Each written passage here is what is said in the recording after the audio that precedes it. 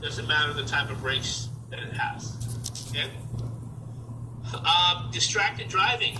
Okay, we as owners have put distractions back in the truck with tablets, laptops, whatever, truck radios. Okay, so you're gonna have to try to drown out those distractions while you're driving, and be careful with that. Also, conversation can be distracting. Some heated conversation, political topics, stuff like that, may hit a nerve with people.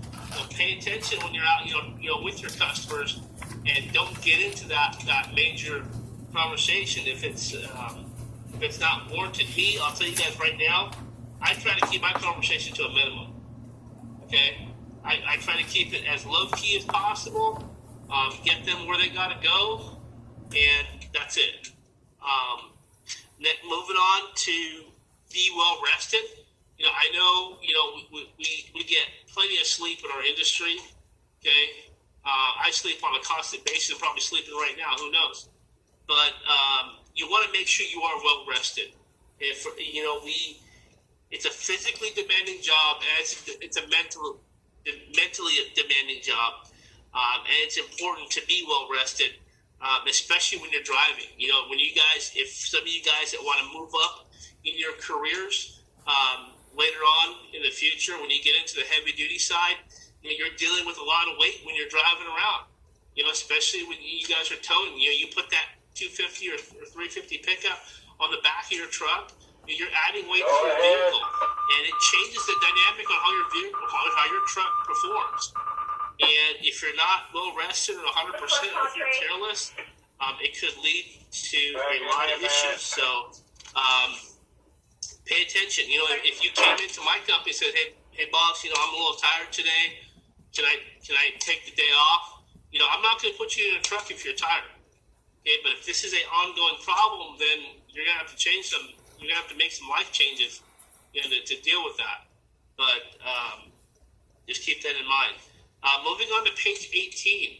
Page 18 is be patient. Okay? I get it. In our industry, we have a tremendous amount of hotheads. Okay? A tremendous amount of hotheads that we have. And you get there, you arrive on scene, and you're dealing with somebody else that's already pissed off. Okay? And that frustration grows. You have to train yourself to be patient. Okay? Train yourself to be patient. Don't put gas on the fire. Okay? Take a deep breath and do your job efficiently and safely. Okay? Backup driving. Backup driving is also important. There's other challenges that you face when you're backing up. Visibility. People that are not paying attention that you're backing up.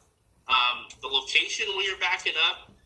Only thing I can really tell you guys is, when in doubt, use a helper. I get it. I've towed a lot of cars to a lot of dealerships, and the first place where they want you to put it is in the back where the new cars are, way in the corner. Okay?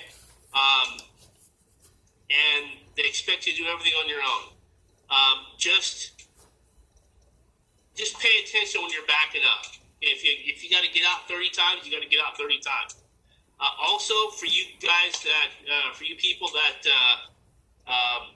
have issues backing up, it's probably something you guys want to practice. Okay, hook up a vehicle at your yard and practice it. Okay, somebody's got to start somewhere. Okay, everybody was green at some point in time. Night driving has its own challenges. Watch out for the glare of oncoming vehicles. Dim your dash lights. Use your high beams, whatever is safe and legal. And if you're sleepy, pull over. Okay. Now, if you're going on, I know some of you operators run in rural areas. You guys cover a large territory, and you may go, 40, 50 miles to respond to a call, to a law enforcement call. And just understand that if you're sleepy, or if you had that beer, or if you got an issue, there's probably no reason to accept that call. Okay, if you're going to have an issue. Okay, so keep that in mind, because the last thing you want is going to a law enforcement scene and you don't show up or you're not able to respond. That's the problem. Or any call. Okay, every call is important, not just law enforcement. Okay, be alert for other drivers that may seem confused or driving erratically. My biggest fear here, I run in the Sacramento area, and my biggest fear is wrong-way drivers. I have done numerous wrong-way driver crashes throughout my years. Okay, and I've actually been passed by a couple of wrong-way drivers. I run at night majority of the time, and so that's been a huge issue for me. But if you guys are running at night, just be prepared for those challenges that you face. Page 19. The biggest thing is, guys, is obey all traffic laws. Okay, not just remember when you're in a tow truck, you gotta follow the laws for trucks. Big semis, doesn't matter if you're driving an F-550 or big truck and trailer. You guys are in the same category. It's to follow all those laws. We're not law enforcement. It doesn't matter if you're responding to a scene. You gotta follow all the laws. Okay. Do not drive aggressively or don't become stressed. I'm going to give you guys another true story. Is that in the city of Oak Grove, we had a motorcycle. She was a CHP, since retired, and she was in her personal car one day, and she had this tow truck behind her, honking his horn, or her horn. I don't know who it was, but she was being followed by this tow truck. Okay, and he's honking the horn, he's flicking her off. He or she doesn't know who this officer is. Okay, and she gets up to almost 80 miles an hour, and this tow truck's right behind her. Okay, so this motorcycle cop, being that she's high patrol, she tracked down this company. Okay, she tracked down this company and contacted that area's tow officer. Okay, it was an out-of-area truck. They were on rotation somewhere in the state. You have to understand that when you're going to go out there and do something like that, and honk the horn, flick somebody off, okay? You don't know who's around you. Everybody has a camera. Everybody, information flies at the speed of light nowadays, okay? So remember, anything that you do is a reflection of you and your company. Okay, don't you think that owner of that company, he or she must have been really embarrassed at that conversation. Okay, so keep that in mind when you guys are, if you're going to do something, be prepared for the reaction for that. Okay, but there's no need for it. Slow down, especially during the towing process. So when you guys are towing, a vehicle, you might want to slow down a little bit, okay? Because, the dynamics change. Don't tailgate like this guy was doing. Allow plenty of stopping distance. If we allow plenty of stopping distance between us, we're not going to have those rear-end crashes, right? We're not going to have to go to them and respond to them. Adjust your speed for the following. Adjust your speed and following distance for conditions including weather, road conditions, downgrades, roadway curves, traffic flow, and night driving. Okay? Does anybody want to add anything to what we talked about for safe driving? Any questions? Everyone's good? One question. I think we have one question. I would like. Hey, go ahead with your question. No, I guess it wasn't a question. The gentleman whose name's Pete. Yes. Oh, yes. Can you hear me? Yep. What is a good way for drivers to protect themselves? Would a camera inside your dash be about the best thing to do that? Or are there other options? Well, I'm going to tell you right now, I actually, in my company, I do run dash cameras. I'll tell you right now, it's worth its money in gold.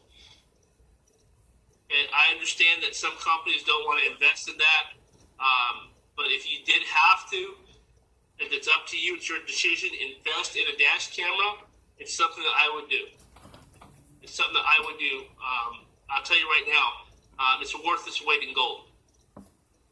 Okay, for us that have large fleets, I do have a fairly large fleet that I run.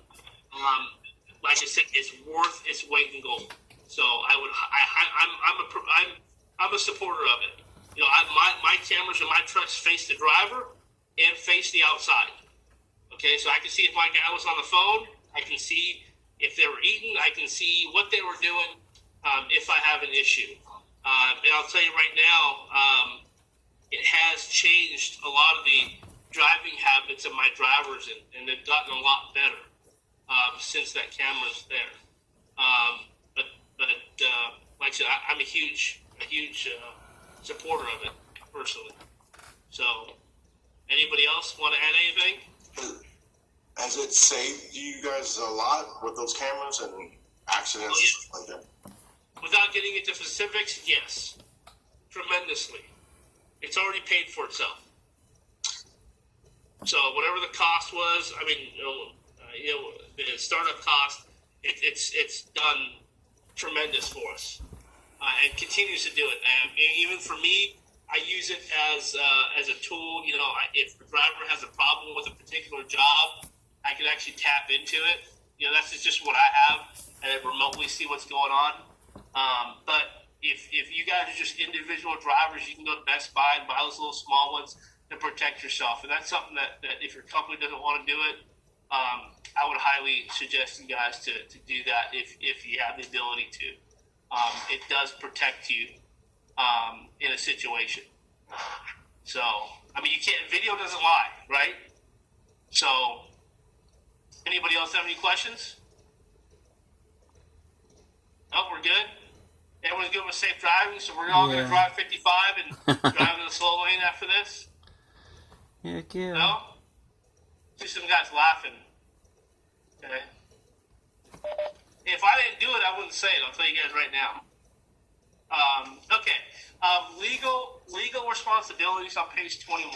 And like I said, guys, all three of us here, Eric, Robert, and me, we want to make sure that, you know, ask your questions. Don't hesitate to ask questions or say something that might be on your mind. This is kind of what we're here for, to iron stuff out and get you guys where you guys need to be.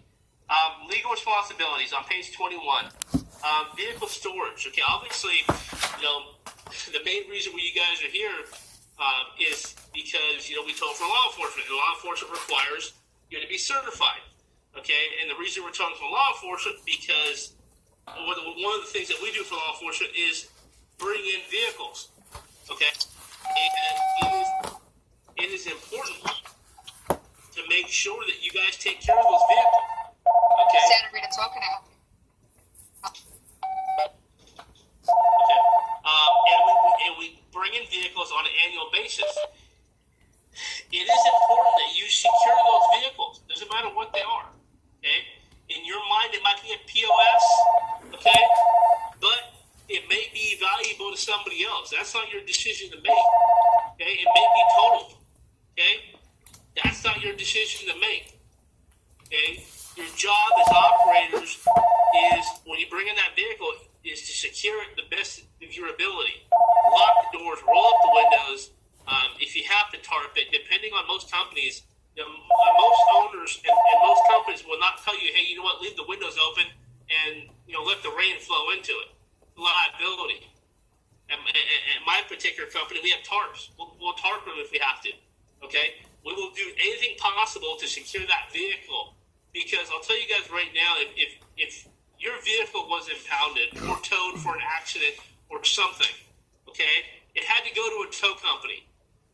Would you want them to take the best care that they took, right, to take care of your property?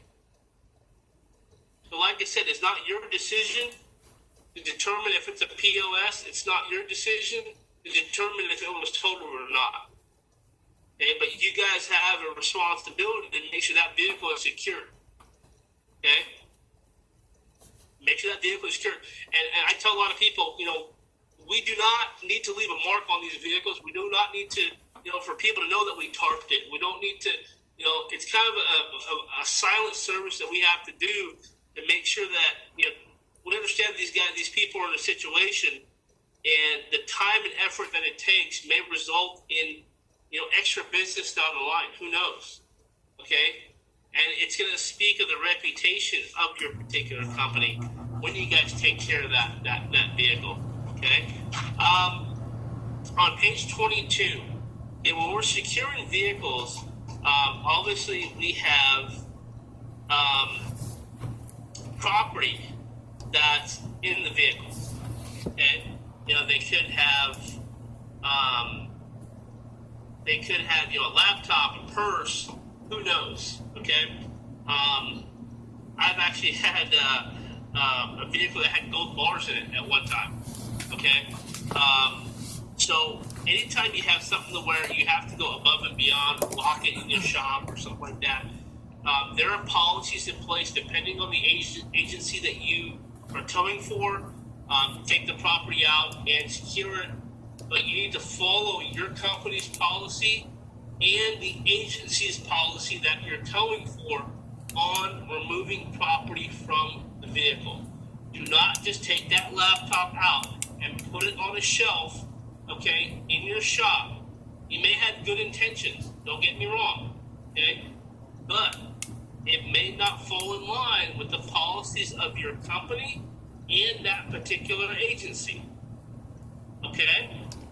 So understand what those are. Call the manager, call the owner, say, hey, I got this laptop in this vehicle. What are we going to do? How are we going to secure it? I had gold, like I told you, I had a car with gold bars in it.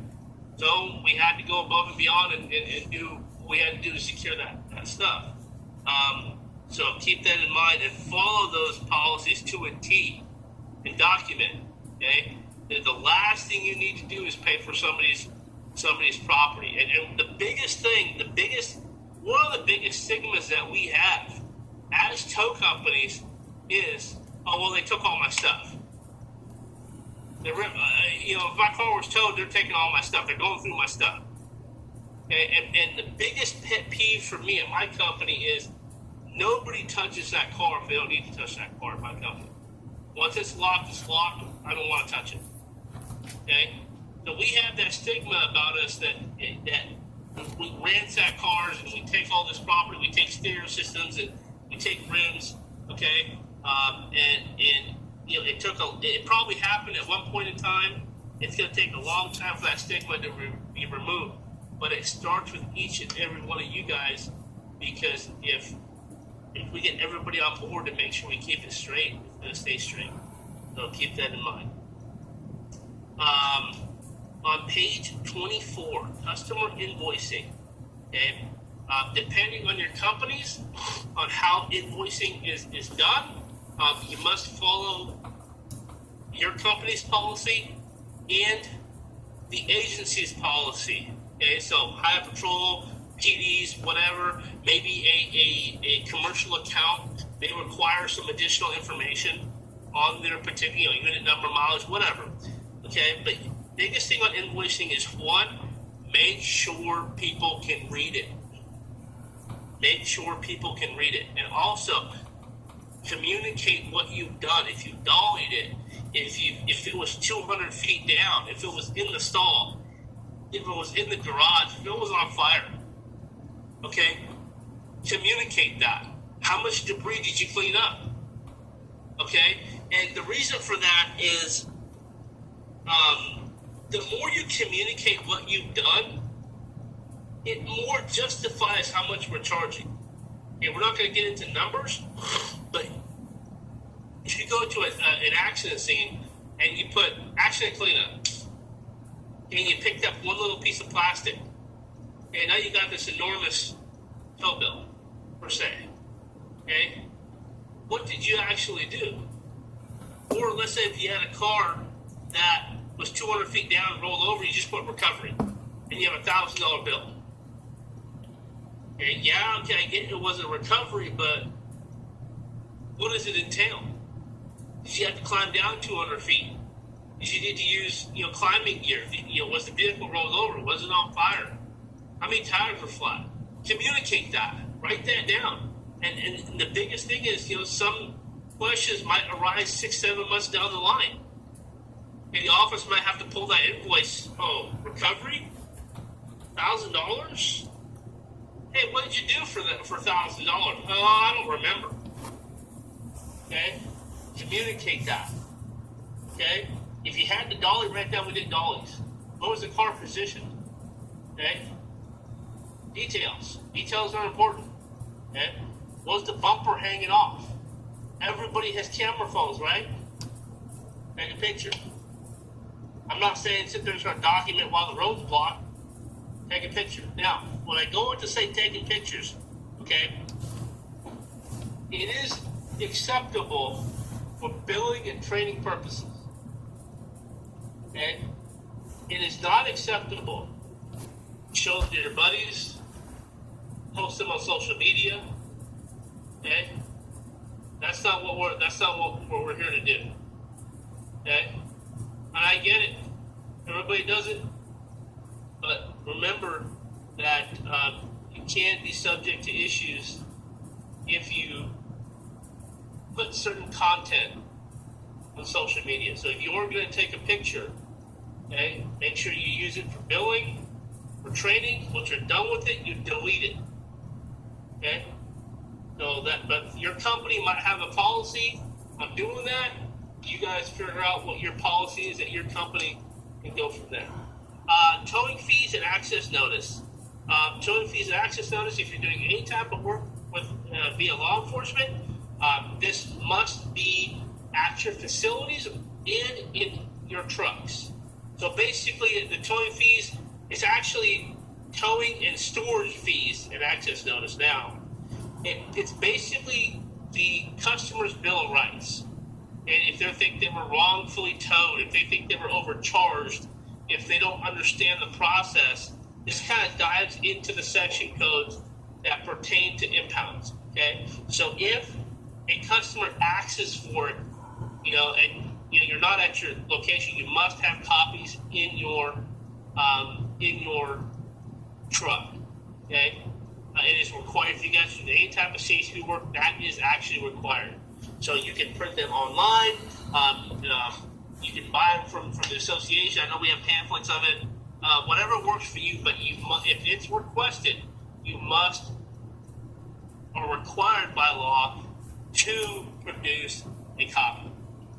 Okay? So they're not that difficult. I have copies in every truck. I have posted everywhere. Also, your invoices must state that this notice is available.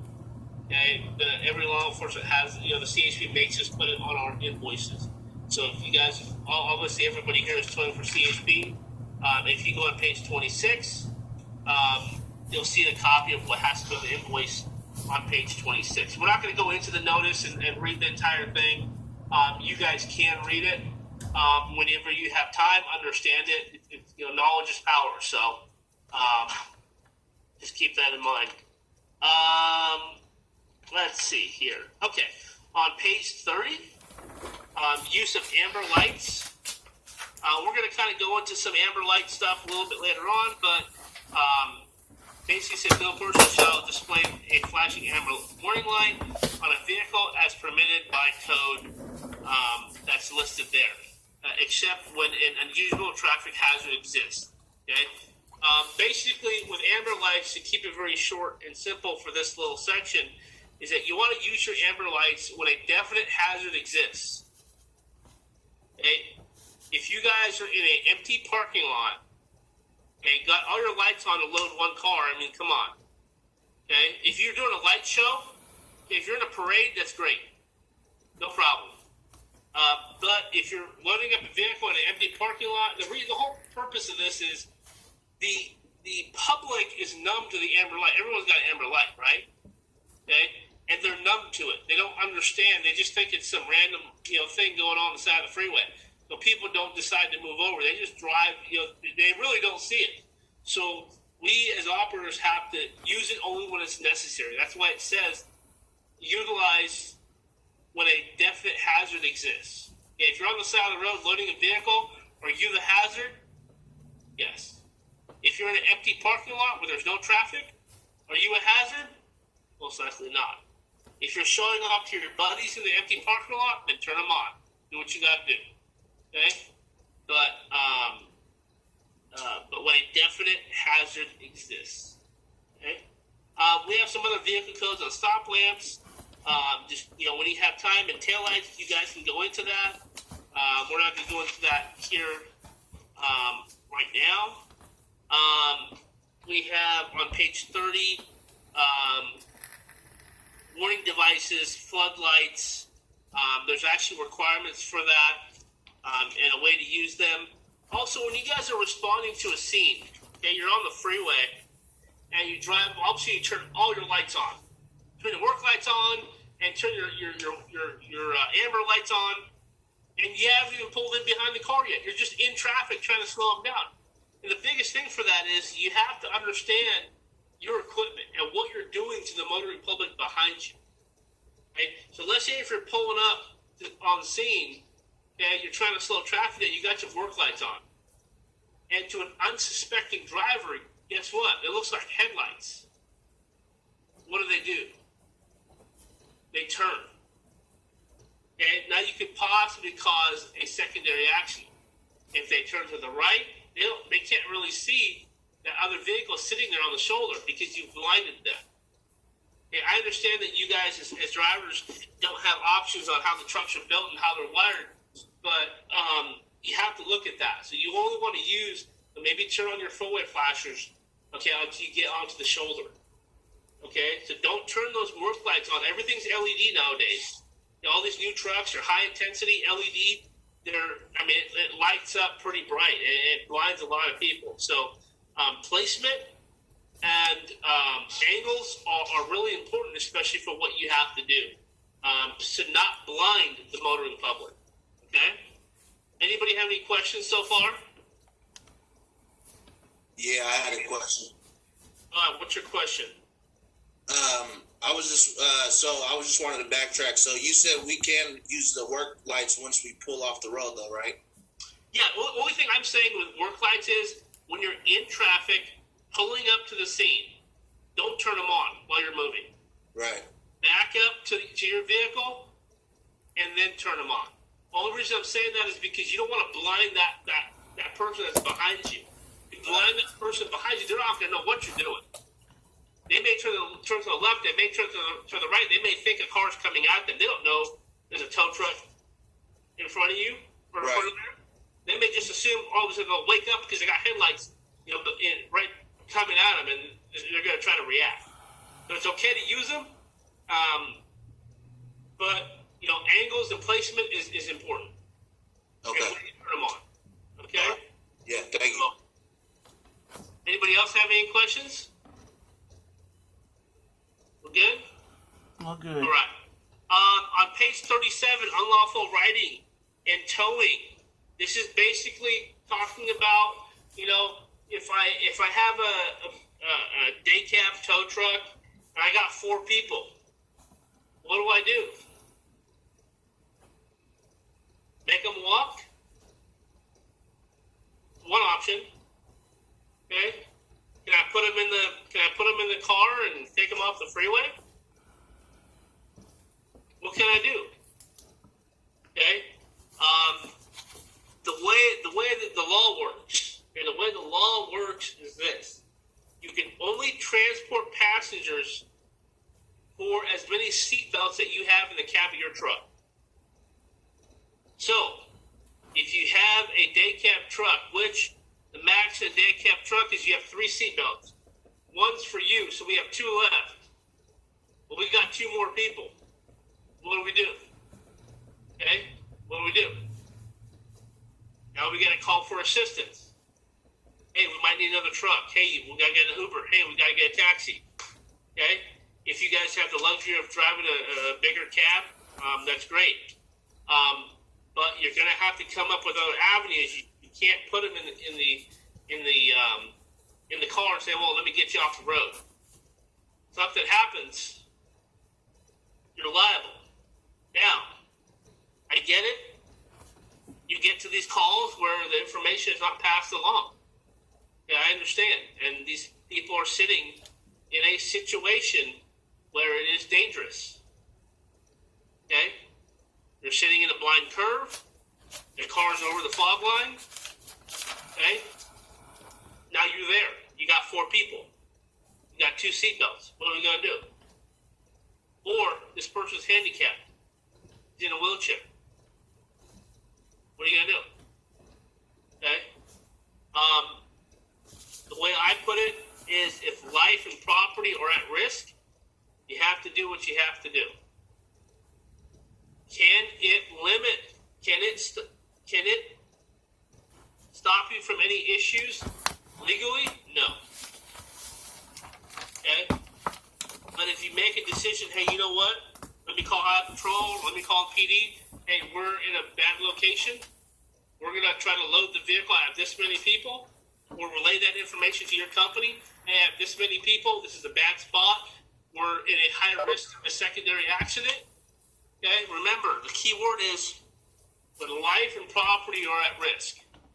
But remember, that does not exempt you from any issues regarding the law.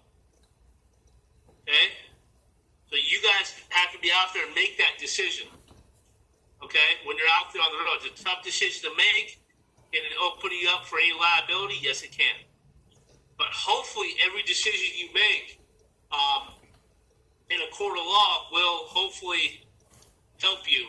We're trying to mitigate the situation. Okay? But the way the law reads, you can only transport as many people that you have seatbelts in the cab of your truck. Very simple.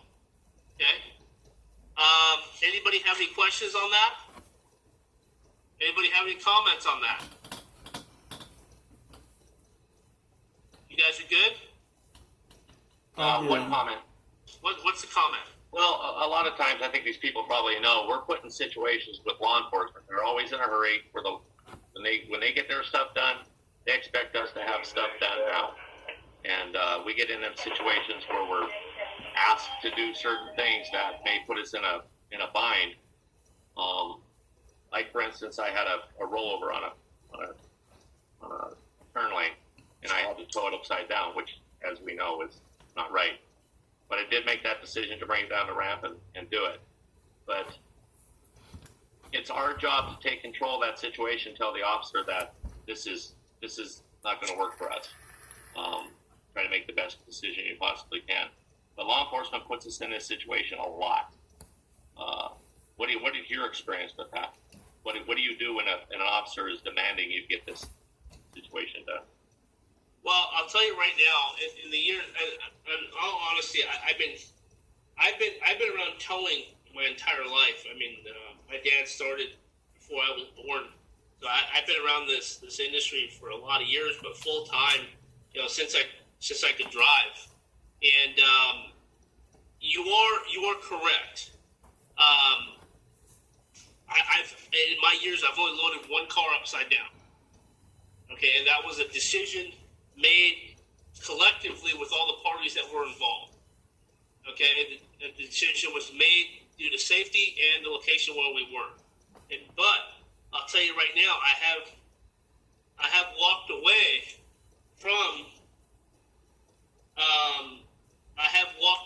from jobs because officers have asked me to do things that are not safe. Okay? And you have to understand that officer is not going to, or that customer is not going to accept that liability if something goes wrong. That is your sole decision. You guys, after being certified, okay, taking this certification, going through these training classes, you guys are the professionals. I don't care if there's a 100-mile backup. Okay, you have to do it safely. You have to do it efficiently. Now, that car that you had to load upside down, was it collectively the right decision to do? I wasn't there. You had to make a decision on what you had to do. Same with in my case. Okay, I had another case where a driver of mine loaded the car upside down. Okay, said, I'm only 2 miles away from the yard. I'm going to take it 2 miles. And that's not what I'm talking about here. In my case, we took that pickup off the ramp to the nearest parking lot, and it was unloaded and overturned and brought back the right way. Okay? So, if you I want you to understand you cannot be forced into something that is not safe and not legal. Okay? If it's not safe, if there's liability involved, okay, you have to understand you guys are going to be professionals. You guys know your equipment. You guys know your techniques. You know what you should do correctly and what you shouldn't be doing. Okay? I don't care if it's a foot. I don't care if it's a mile. Once you hook up to it or make that decision, that is solely your decision. Okay? So just be prepared for that. But yes, I do agree with you. I do agree with that. You guys will be put into situations where it might be uncomfortable. Okay? So just be prepared to deal with that. But always try to, get with your companies and get with your managers and get with law enforcement and get it taken care of. What we're going to do right now is we're going to take a 10-minute break. You guys, bathroom break, get a cup of coffee or whatever. It is 9:45, so in 9:55 we're going to get started with or without you. So we'll see you guys in 10 minutes. Awesome. That's pretty cool. I'm digging it.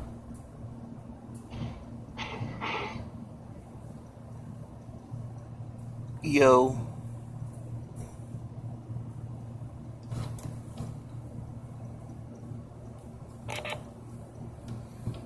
What's going on, you guys?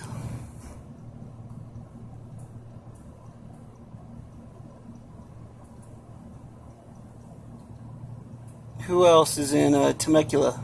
Anybody else in Temecula?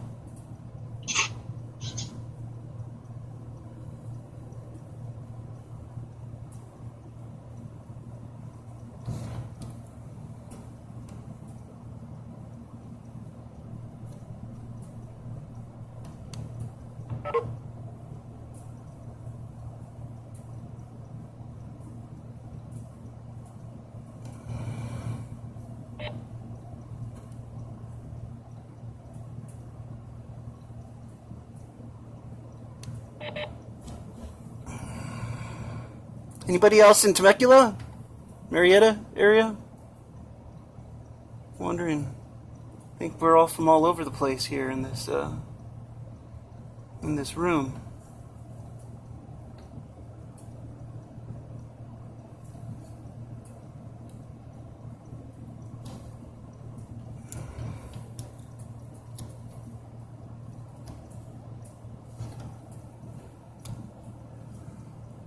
Hello?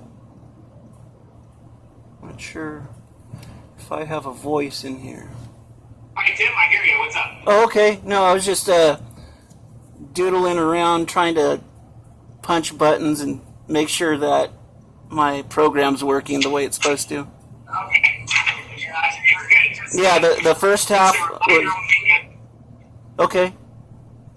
Yeah, just a reminder when we get started that we'll need you guys to stay on camera. We need to be able to see you, and we've got 3 proctors watching, making sure everyone's still attending. So if we see you go away, we'll message you in the chat first. Gotcha. If we don't hear back from you then, we're making notes. So just make sure you stay on camera so we know you're there. Gotcha. Okay.